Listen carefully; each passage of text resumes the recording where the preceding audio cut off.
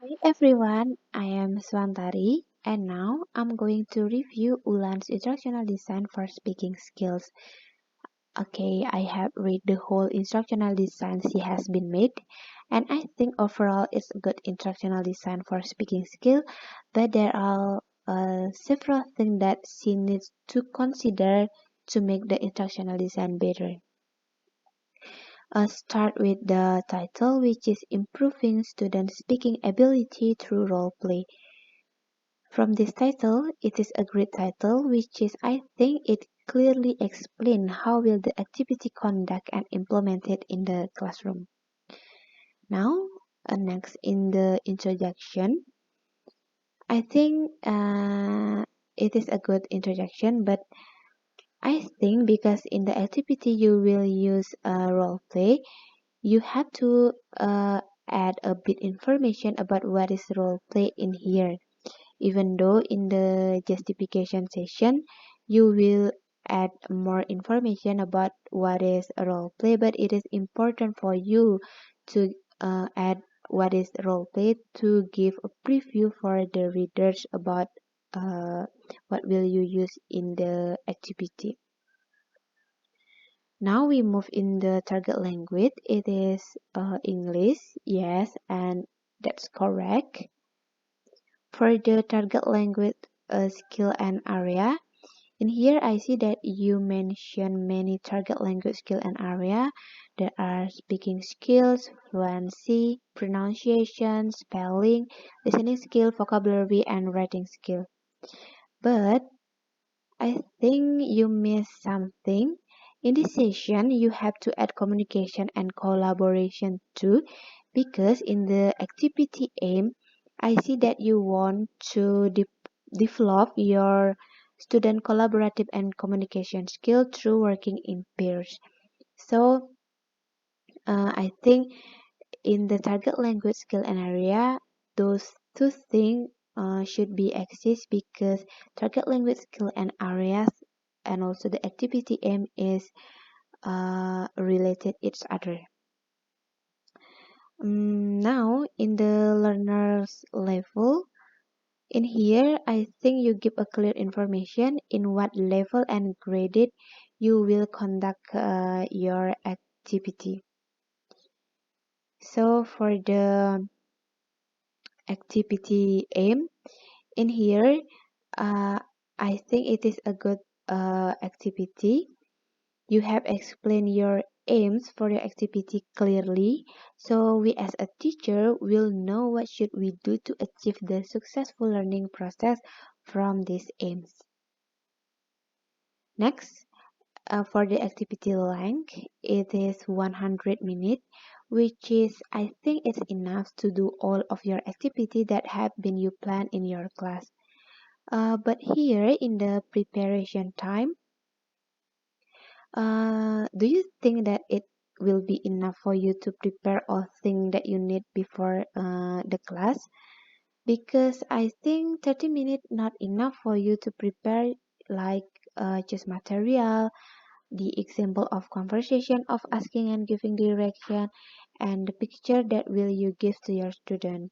So in here, I suggest you to take more time in preparing thing before class.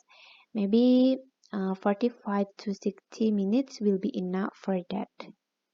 And also in the preparation time, I found typo. Here you wrote a suggestion, whereas your activity is about asking and giving direction. So you have to be careful on that, and if needed, you can recheck again your design as well, so that you will not cause confuse for the reader. Then in the technical requirement and resources, in the resources number 5, I see that you add a link about conversation of asking and giving direction, but after I check the link, it is not about the conversation. So here I think you should include a clear link that goes straight to the conversation. You also should be careful when add a resources for your design and make sure that the resources accordance with the material you choose. And now we move to the procedure session. So I think your procedure here has been implemented student center, but there are still some procedure that must be considered. So let's start with the procedure number 3. In here, I think you should give a clear explanation of how you will divide the group, because here you divide the student into two group, which is group A and B. But you did not explain about the division. So I have a suggestion for you. You can divide your student like group A consists of student with odd absent number and group B consists of student with even number. Next, for the procedure number 5, it is not clear too because you not explain how the group will discuss their finding. So here you can utilize the breakout room feature in the Zoom meeting as a medium for each group to discuss the praise for asking and giving direction. I think by dividing them discuss in the breakout room, afterwards the video you given, so they will have more freedom to discussion to each other, and it will be develop their collaboration skill by discussion in their group. Then in the procedure number 8, I think also it will be better if the procedure done after the group share their finding, because I feel that when each group has shared their findings but you as a teacher don't say anything and immediately tell them to practice asking and giving direction, then the student will not know whether their findings are correct or not.